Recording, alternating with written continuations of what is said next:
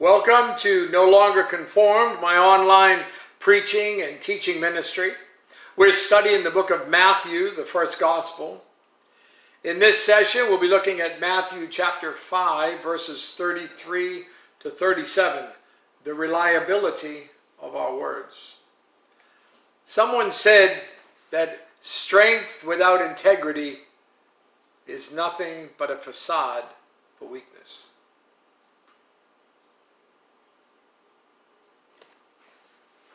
If you haven't turned there in your Bibles, turn there to Matthew chapter 5, verse 33, down to verse 37.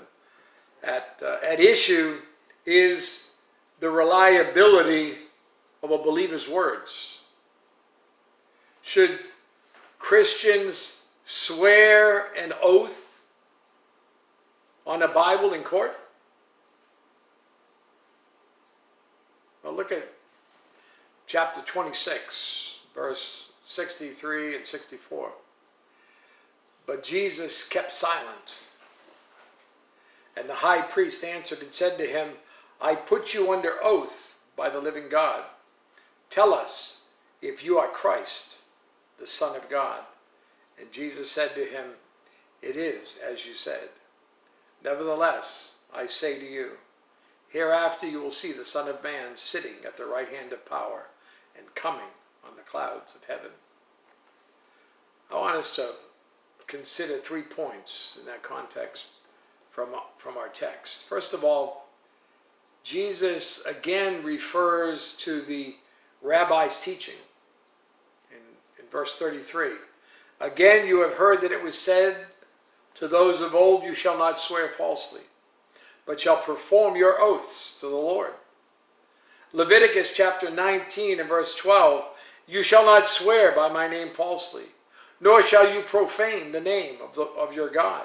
I am the Lord.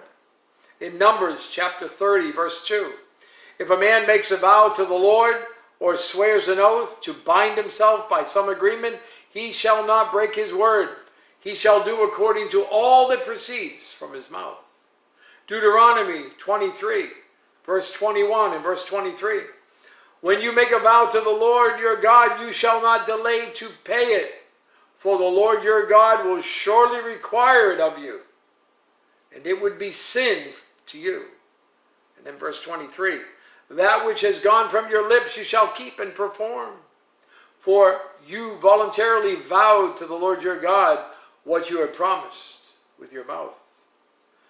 The third commandment simply says, you shall not take the name of the Lord your God in vain, for the Lord will not hold him guiltless who takes his name in vain. That's Exodus chapter 20, verse 7. Based on these verses, the law is clear. Why would Jesus emphasize it? Well, because the rabbis were very clever at getting around the spirit of the law while keeping it literally. Listen to the elaborate system of oaths they developed to cover up their deceitfulness. You got to go ahead to Matthew chapter 23 in verses 16 to 22 and what we know as the 7 woes, when Jesus was essentially letting the religious leaders have it. Matthew 23 verse 16, woe to you, blind guides, who say, whoever swears by the temple, it's nothing. But whoever swears by the gold of the temple, he's obliged to perform it. Fools and blinds, which is greater, the gold of the temple that sanctifies the gold? And whoever swears by the altar, it's nothing. But whoever swears by the gift that is on it, he's obliged to perform it. Fools and blind, for which is greater, the gift or the altar that sanctifies the gift? Therefore, he who swears by the altar swears by it, and by all things on it. He who swears by the temple swears by it, and by him who dwells in it. And he who swears by heaven swears by the throne of God, and by him who sits on it. Second, Jesus relates the error of the teaching.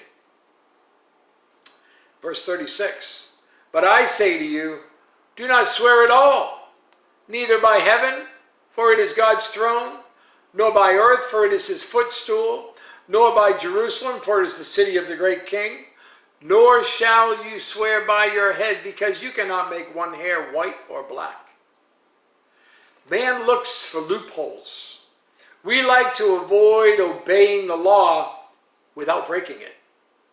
The Pharisees taught how to split hairs and escape being guilty. Well, they thought so anyway.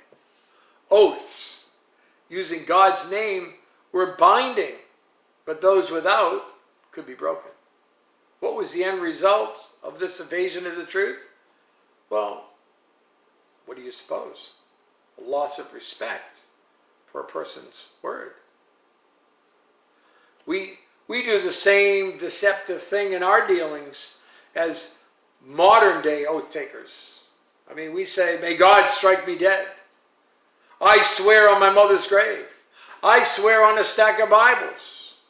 Call so-and-so to see if I'm lying. Why do people do this? Well, you know why? Because they are not trustworthy. J. Vernon McGee said, when I hear a person say, I swear on a stack of Bibles, or I swear on my mother's grave, I brace myself for the big lie that is about to follow. And then third, Jesus reminds of a believer's integrity. Verse 37, but let your yes be yes and your no, no, for whatever is more than these is from the evil one. The reality was that since the rabbis were including the things that God had made or had sovereignty over, they were including him in the oath anyway and condemned themselves when they broke it unwittingly. Jesus had a simpler solution. Tell the truth. Colossians chapter 4, verse 6, the first part of it.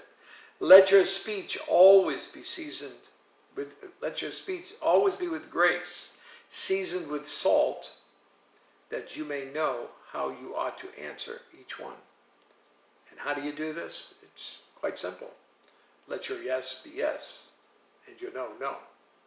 Be a person of your word. Let your words be reliable.